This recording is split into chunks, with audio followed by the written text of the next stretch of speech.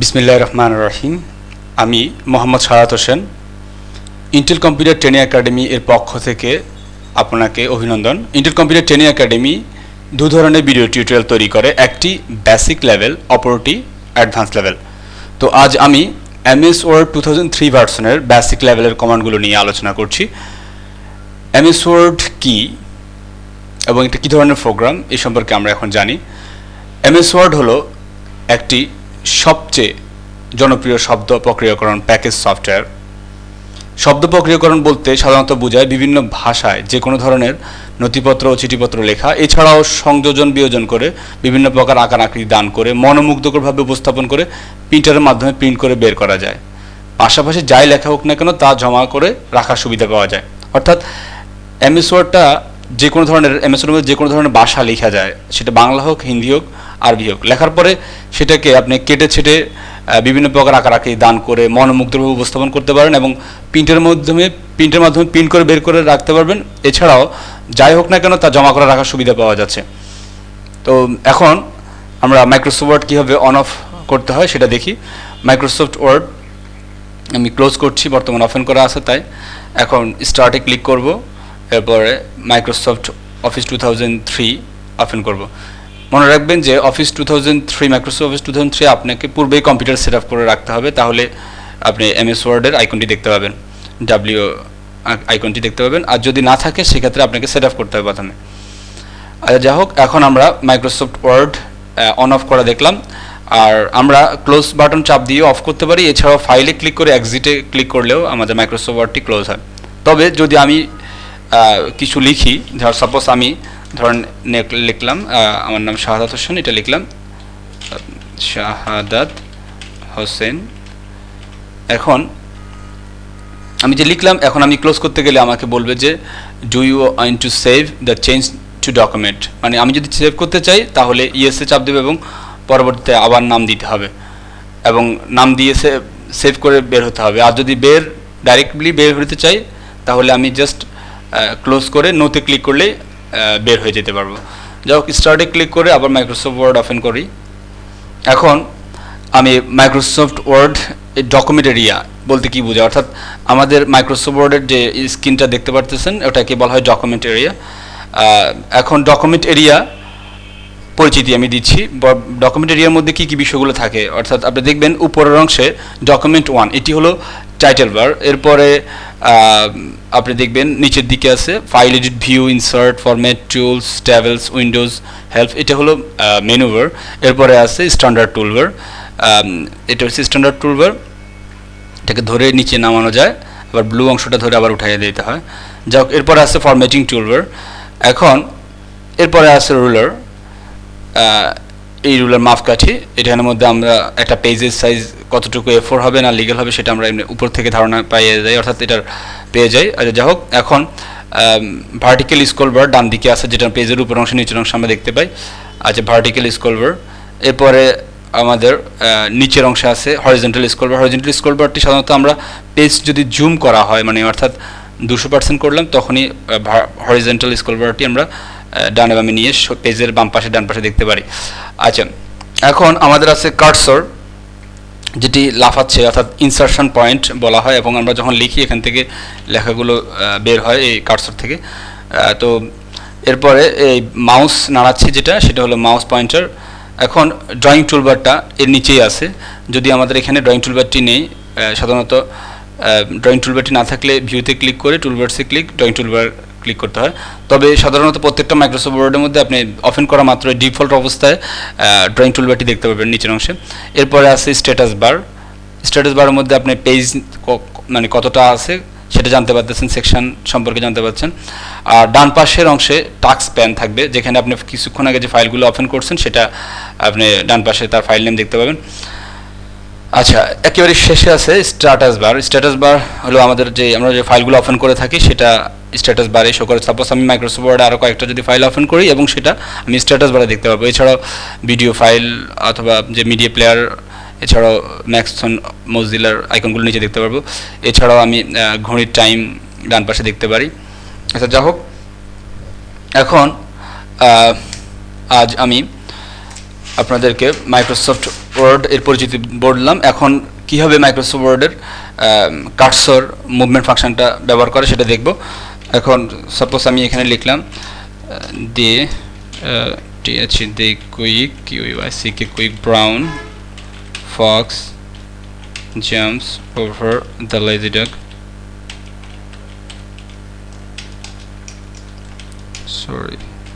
Over the lazy dog। আচ্ছা, এখন এই যে লাইনটা লিখলাম এখানে প্রত্যেকটি অক্ষর আছে। যাই হোক, এখন আমি এই লাইনটি লেখার পরে এটাকে আমি ডাবল করব। কেন ডাবল করব? অর্থাৎ আমি আপনাদেরকে ওই কার্সর মুভমেন্ট ফাংশনটা দেখানোর জন্য। তো এখানে কপিতে ক্লিক করে জাস্ট নিচের দিকে নামিয়ে আবার পেস্ট করব, রাইট বাটনে ক্লিক করে, এবং রাইট বাটনে ক্লিক করে পেস্ট করব। এইভাবে আমি অনেকগুলো লেখা তৈরি করি। আচ্ছা, সাপোজ আমি এখন মাউসকে যেখানে ক্লিক করি সেখানেই আমার ইনসারশন পয়েন্ট অর্থাৎ মাউস কার্সরটি সেখানে যায়। এখন যদি আমি কিবোর্ড থেকে মুভমেন্ট কি আছে অর্থাৎ কিবোর্ডের ডান দিকে বাম দিকে যদি আমি মুভমেন্ট অ্যারো কিটি নিই তাহলে লাইনের বামে যাবে, এবং আমি যদি ডান দিকে চাপি তাহলে লাইনের ডানে যাবে। উপরের দিকে নিলে উপরে যাবে, নিচের দিকে চাপ দিলে নিচে যাবে। যাই হোক, কন্ট্রোল হোম চাপ দিলে একেবারে প্রথমে চলে যাবে লাইনের, কন্ট্রোল ইন প্রেস করলে একেবারে লাস্টে চলে যাবে। যদি আমি লাইনের পাশে থাকি এটা লাইনে, তাহলে ইন চাপ দিলে লাইনের শেষে চলে যাব, আর শুধু হোম চাপ দিলে সামনে চলে আসবো। এছাড়াও পেজ আপ এবং পেজ ডাউনের মাধ্যমে আমি পেজের উপর অংশ এবং নিচে যেতে পারি। আচ্ছা, এখন টেক্সট বক্স ব্লক ফাংশনটা হলো আমি একটা লেখার অংশকে সিলেক্ট করব, আর এই সিলেক্ট করাকে বলা হচ্ছে টেক্সট ব্লক ফাংশন। অর্থাৎ এটার মাধ্যমে আমি এই লেখাটাকে নিয়ে কিছু একটা করা হবে, এই জন্য আমি সিলেকশন করলাম। সাপোজ আমি এটা সাইজ বাড়াইতে চাইলে এখানে বাড়াইতে পারবো, আবার কমাইতে চাইলেও সেটা কমাইতে পারবো এই লেখাটার। তো এই ধরনের কোনো কাজ মানে সিলেকশন করার অর্থ লেখাটাকে নিয়ে কিছু একটা করা হবে। এখন আমি এই সিলেকশনটা কন্ট্রোল এ প্রেস করলেও আমি করতে পারি, যে মাউস দিয়ে তো সিলেক্ট করা যায়, তবে আমি কিবোর্ড থেকে কন্ট্রোল এ প্রেস করলে ফুল সিলেক্ট হয়ে যাবে। আর সিলেক্ট করে যদি আমি ডিলিট বাটন প্রেস করি তাহলে লেখাটি সম্পূর্ণ মুছে যাবে। এখন কন্ট্রোল জেড প্রেস করলে আমরা এই লেখাটা পেয়ে যাচ্ছি কিবোর্ড থেকে, তবে এখানে একটা আনডু আইকন আছে, অর্থাৎ যেটা আমাদের স্ট্যান্ডার্ড টুলবারের মধ্যে, সেখানে ক্লিক করলে আমি লেখাটা আবার ফেরত পাবো। ব্যাক স্পেস দিলে আবারও মুছে যাবে। এখন মানে কিবোর্ড থেকে যদি ব্যাক স্পেস প্রেস করি তাও মুছবে, এবং ডিলিট প্রেস করলেও সেটাতে মুছবে। এই ক্ষেত্রে আমরা যদি এটা ফেরত আনতে চাই তাহলে আনডু বাটন প্রেস করলে এটা আবার ফেরত আসবে। এমনকি আমি যদি কোনো বাটন প্রেস করি তারপরে এটা মুছে যাবে, তবে সেই বাটনটি ওই মোছার পরিবর্তে নতুন একটি বাটন অর্থাৎ নতুন লেখাটি আসবে, এই অক্ষর এই আর কি। যাই হোক, তো এখন আমরা পিছনের দিকে যাই। আচ্ছা, হাউ টু সেভ ফাইল, কীভাবে ফাইল সেভ করতে হয়। সাপোজ আমি যে লেখাগুলো লিখছি এটা খুবই যদি প্রয়োজনীয় একটি লেখা হয় তাহলে আমরা এটাকে নিরাপদভাবে সেভ করতে চাইবো। এখন সেজন্য ফাইলে ক্লিক এবং সেভে ক্লিক করব। সেভে ক্লিক করার পরে এখানে আমাকে ফাইল নেম টাইপ করতে বলা হবে। তো আমি ফাইল নেম বর্তমানে the quick brown fox jumps over the lazy dog এই কথাটি লেখা আছে। এখন আমি এটাকে মুছে এখানে একটি নতুন নাম দিতে চাইলে নাম দেব। সাপোজ আমি দিলাম ICTA। এখন সেভে ক্লিক করা মাত্রই এটি সেভ হয়ে গেল। এখন এই লেখাটি সেভ হয়ে যাওয়ার পরে অর্থাৎ আমার বিদ্যুৎ চলে গেলেও আমার এই ফাইলটি থেকে যাবে। যদি সাপোজ আমি আরও কতটুকু অংশ লিখি, লেখার পরে এই অংশটা আমার সেভ হলো না, সেক্ষেত্রে আমি ফাইলে ক্লিক করে সেভে ক্লিক করতে হবে। আমি যদি লেখার পরে যদি এটাকে সেভ করতে চাই, ইচ্ছে করলে কম্পিউটার কিবোর্ড যেটা অর্থাৎ কিবোর্ডের শর্টকাট কন্ট্রোল এস প্রেস করেও সেভ করা যায়। যারা বাজারে আমরা দোকানগুলোতে দেখা যাচ্ছে যে টাইপ করতেছে, তারা টাইপ করার জন্য দেখা যাচ্ছে কিছুক্ষণ পর পর কন্ট্রোল এস প্রেস করলে তাদের ওই লেখাটা সেভ হয়ে যাচ্ছে। তো আমরা এই ফাইলটিকে যদি ক্লোজ করতে চাই তাহলে ক্লোজে ক্লিক করলে ফাইলটি ক্লোজ হয়ে যাবে, তবে তার আগে বলবে যে এটাকে সেভ করতে চাচ্ছেন কিনা, মানে আমি যে পরে দুইটি অক্ষর ওয়ার্ড লিখছি সেটা সেভ হয়নি, তাই এই মেসেজটি দিচ্ছে। ইয়েসে ক্লিক করব, সেভ হয়ে ফাইলটি ক্লোজ হয়ে গেছে। যাই হোক, ফাইলটা ওপেন করার জন্য আমরা ফাইলে ক্লিক এবং ওপেনে ক্লিক এরপরে আমি আইসিটিএ নামে সেভ দিস করছি, তাই আইসিটিএ ফাইলটিতে ক্লিক করব এবং ওপেনে ক্লিক করব। ফাইলটি ওপেন হয়ে গেছে। এবার আমি কীভাবে নতুন একটি পেজ নিতে হয়, ডকুমেন্টের নতুন একটি পেজ আমি নেব, নতুন একটি ডকুমেন্ট নেব সেজন্য আমি ফাইলে ক্লিক করি এবং নিউতে ক্লিক করলে ব্ল্যাঙ্ক একটি ডকুমেন্ট নেব। ব্ল্যাঙ্ক ডকুমেন্ট নেওয়া গেছে, অর্থাৎ ফাইলে ক্লিক, নিউতে ক্লিক করলে নতুন ব্ল্যাঙ্ক ডকুমেন্ট নেওয়া যায়, অথবা কিবোর্ড থেকে কন্ট্রোল অ্যান্ড প্রেস করলে আপনি নতুন একটি ডকুমেন্ট পাচ্ছেন। আচ্ছা, যা হোক, এখন এবার আমি মাইক্রোসফট ওয়ার্ডের পেজ সেটআপ নিয়ে আলোচনা করছি। পেজ সেটআপ বলতে বোঝাচ্ছে যে পেজের বিভিন্ন অংশের মানে সেটআপ করা, অর্থাৎ পেজের সাইজ কতটুকু হবে, পেজের মার্জিন নির্ধারণ করা, এই বিষয়গুলো আমরা পেজ সেটআপের মাধ্যমে পেয়ে থাকি। যে প্রথমে ফাইলে ক্লিক করে আমি পূর্বে যদি কোনো ফাইল থাকে সেটা আমি ওপেন করি, সাপোজ এটা ওপেন করলাম। এখন এটার অলরেডি পেজ সেটআপ যেটা করা আছে পেজ সেটআপ, কারণ সাধারণত মাইক্রোসফট ওয়ার্ড আমরা পেজ সেটআপে যাই, ফাইলে ক্লিক, পেজ সেটআপে যাওয়ার পরে দেখব যে অলরেডি পেজ সেটআপ করছে, এখানে যেটা ফন্ট 7 দিয়ে রাখছে। তো আমরা যদি এটা পরিবর্তন করতে চাই তাহলে এখানে মার্জিনটাকে তাহলে এখানে 1 দিয়ে দেব টপে, সেক্ষেত্রে আমরা মার্জিন টপে 1 ইঞ্চি সরে গেছে। এখন ফাইলে ক্লিক করে পেজ সেটআপে গিয়ে আমি যদি লেফটেও একই রকম 1 ইঞ্চি দিয়ে দিই এবং রাইটে 1 ইঞ্চি দিই, তাহলে কী হবে, সর্বদিক থেকে 1 ইঞ্চি মার্জিন সরে গেছে। এখন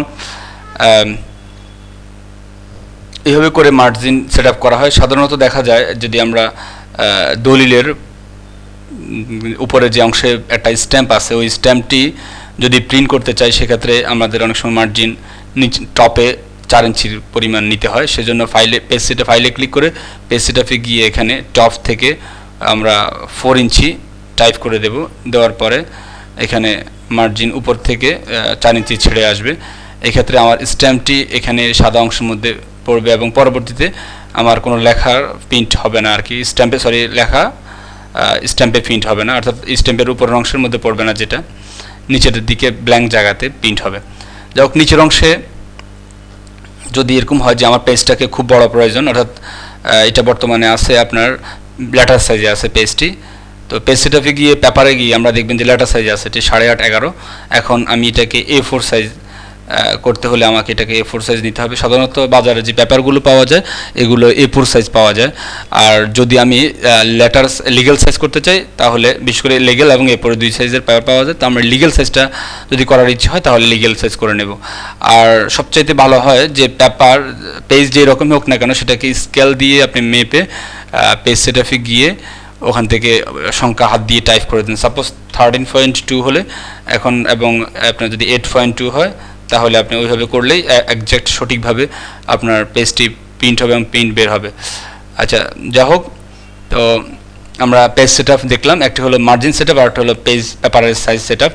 এখন বিভিন্ন জায়গাতে আমরা দেওয়ালের মধ্যে দেখবেন ইনস্ট্রাকশন দেওয়া থাকে যে মোবাইল দেখা যাচ্ছে জুতা বাইরে রাখুন অথবা ধূমপান নিষেধ, এই ধরনের কিছু ইনস্ট্রাকশন আমরা দেখি। তো এই বিষয়গুলোর ক্ষেত্রে সাধারণত ওরা কি করে, একটা পেজকে আড়াআড়িভাবে করার পরে ওখানে তারা ওই লেখাটি লিখে। তো সেজন্য আমরা পেজ সেটআপে গিয়ে মার্জিনে গিয়ে ল্যান্ডস্কেপ করব এবং করার পরে পেপারটি আড়াআড়ি হয়ে যাবে। এখানে আমার পেজ সেটআপটির মধ্যে মার্জিন সেটআপটি পূর্ব অবস্থা আছে, তাই আমি এখানে 4 ইঞ্চি দেখতেছি লেফটে, এখানে 1 ইঞ্চি করে দিই। আচ্ছা, এখান থেকে আমি 140% দেওয়া আছে, 100% করে নিই। আচ্ছা, এখন দেখেন এটা আড়াআড়ি অবস্থায় হয়ে গেছে, অর্থাৎ প্রিন্টারে আমরা পেপারটিকে ল্যান্ডস্কেপ অবস্থায় রাখলেও সে প্রিন্ট করবে আড়াআড়িভাবে। এটাকে আমি এখান থেকে সাইজ বাড়াইয়ে দেখি, সাপোজ আমি এখানে 36 দিলাম। এখন এটা অর্থাৎ আড়াআড়িভাবে প্রিন্ট হবে এই লেখাটি। আচ্ছা, এখন আমরা how to see print preview, যদি আমরা প্রিন্ট কীভাবে প্রিভিউ করতে হয় মানে প্রিভিউ করব সেটা দেখেন। ফাইলে ক্লিক করে প্রিন্ট প্রিভিউতে ক্লিক করলে প্রিন্ট করার পূর্বে অবস্থা দেখাবে এরকম। আর যদি আমরা এখানে পরিবর্তন করতে হয় যে না আমার 40 স্টাইলে প্রিন্ট প্রয়োজন, তাহলে ফাইলে ক্লিক, পেজ সেটআপে ক্লিক করে আমি 48 নিই এবং এটা লম্বালম্বিভাবে এখন প্রিন্ট করবে। আর যদি এখানে অক্ষরগুলো খুব বেশি বড় হয়ে যায় সেটাতে আবার সিলেক্ট করে এখান থেকে ছোট করে নেবেন। এবং ফাইলে ক্লিক করে প্রিন্ট প্রিভিউতে গেলে দেখা যাবে। প্রিন্ট প্রিভিউ বলতে বোঝাচ্ছে যে প্রিন্ট করার পূর্ব অবস্থাকে বোঝাচ্ছে। আচ্ছা, এখন আর যদি প্রিন্ট করতে চাই আমরা, তাহলে ফাইলে ক্লিক করব এবং প্রিন্টে ক্লিক করব। প্রিন্টে ক্লিক করার পরে এখানে বর্তমান চোখের সামনে যে পেজটি আছে সেটাকে প্রিন্ট করার জন্য আমরা কারেন্ট পেজ ইউজ করব। আর যদি অনেকগুলো পেজ থাকে সেক্ষেত্রে আমরা অল ইউজ করব। এছাড়াও পেজেস যদি আমাদের এরকম হয় যে আমার 23 নম্বর পেজ প্রিন্ট করার প্রয়োজন হয়, তাহলে 23 নম্বর পেজ প্রিন্ট করবো। এছাড়া কমা ইউজ করে আমি 26 নম্বর কমা ইউজ করতে পারি। এছাড়াও যদি এরকম লেখা হয় যে 30 থেকে 40 পেজ, তাহলে এখান থেকে এভাবে হাইপেন দিয়ে আমি লিখতে পারি, অথবা মাইনাস চিহ্ন কিবোর্ডের মধ্যে দিয়ে আমি লিখতে পারি। তাহলে এখানে কি হবে, 23, 26 এবং 30, 40, 30 থেকে 40 পেজ প্রিন্ট হবে। যাই হোক, এভাবে করে ওকেতে ক্লিক করলেই প্রিন্ট হয়ে যাবে। এটি হলো আমাদের প্রিন্ট কমান্ড। এখন আমি আপনাদেরকে এবার দেখাচ্ছি কীভাবে মাইক্রোসফট ওয়ার্ডে কোনো লেখাকে পাসওয়ার্ড দিয়ে প্রোটেক্ট করতে হয়। অর্থাৎ সাপোজ আমার এখানে এমন কিছু লেখা আছে যেটি আমি অন্য কাউকে দেখাতে চাচ্ছি না, সেক্ষেত্রে আমি পাসওয়ার্ড ব্যবহার করব। পাসওয়ার্ড বলতে বোঝাচ্ছে যে একটা ওয়ার্ডকে অতিবাহিত করলেই সে তার মূল কাজ ওপেন করবে, আর মূল ফাইলটি ওপেন করতে পারবে, এখন লেখাটি দেখতে পারবে। তো সেজন্য আমরা ফাইলকে পাসওয়ার্ড করি। পাসওয়ার্ড নিরাপত্তার জন্য সংগ্রহ করা হয়, দেওয়া হয়। ফাইলে ক্লিক করে আমরা সেভ অ্যাজে ক্লিক করব, টুলসে ক্লিক করে সিকিউরিটি অপশনে যাব। এরপরে আমি পাসওয়ার্ড টু ওপেন বক্সে পাসওয়ার্ড টাইপ করি। পাসওয়ার্ড টাইপ করব কীভাবে, ধরুন সাপোজ পাউডার বক্সের নিউমেরিক কিপ্যাড থেকে আমি লিখব 0171। ওকেতে ক্লিক করব। এখন বলবে যে রি এন্টার পাসওয়ার্ড টু ওপেন 0171, ঠিক আছে। ওকেতে ক্লিক, এরপরে সেভে ক্লিক। এখন পাসওয়ার্ডটি কী হয়েছে, সেভ হয়ে গেছে, পাসওয়ার্ড সহ ফাইলটি সেভ হয়ে গেছে। ফাইলে ক্লিক, ক্লোজ করলাম। ফাইলে ক্লিক করে আমরা এখান থেকেও ফাইলটি ওপেন করতে পারি, অর্থাৎ ওয়ার্ড প্রসেসিং, জাস্ট এটা আমরা ওপেন করলাম। এখন 10171, আমি যদি উল্টোপাল্টা টাইপ করি সেক্ষেত্রে আমার ফাইলটা ওপেন হবে না। সাপোজ আমি এটাকে ক্লোজ করলাম এবং আবার ওপেন করলাম, এবং আমি এখানে উলট পালট করে একটা টাইপ করলাম। দেখেন আমাকে বলতেছে যে the password is incorrect, Word cannot open the document. Okay, যাই হোক, ফাইলে ক্লিক করে আমি আমার সঠিক পাসওয়ার্ডটি টাইপ করি। এমনকি চাইলে আমি পাসওয়ার্ড নামেও টাইপ করতে পারি কোনো ব্যক্তির, এবং আমার এখানে সর্বোচ্চ 32টার মতো ওয়ার্ড লেখা যায়। তো আমি নিউমেরিক টাইপ করতে পারি এবং সাথে সাথে যেটা টেক্সট টাইপ করতে পারি। আচ্ছা, যাই হোক, এখন পাসওয়ার্ডটি আমরা মুছে দিতে চাচ্ছি, পাসওয়ার্ড দিতে চাচ্ছি না, সেক্ষেত্রে সেভ এজে যাব, টুলসে ক্লিক করব এবং সিকিউরিটি অপশন থেকে পাসওয়ার্ডটি ব্যাক স্পেস দিয়ে মুছে দেব এবং ওকেতে ক্লিক করব, সেভেও ক্লিক করব। এখন আর পাসওয়ার্ডটি চাইবে না। ফাইলে ক্লিক, ক্লোজে ক্লিক, ফাইলে ক্লিক করে এখানে ওয়ার্ড প্রসেসিং ওপেন করা মাত্রই দেখবেন যে ফাইলটি খুলে গেছে। আচ্ছা, তাহলে এটি আমাদের মাইক্রোসফট ওয়ার্ডের ফাইল কমান্ডের সম্পর্কে আমরা আলোচনা করলাম, এবং এটি আমাদের ইন্টেল কম্পিউটার ট্রেনিং একাডেমির ফার্স্ট ক্লাসের বেসিক লেভেলের ফার্স্ট ক্লাস। তো আজ এখানে, আল্লাহ হাফেজ।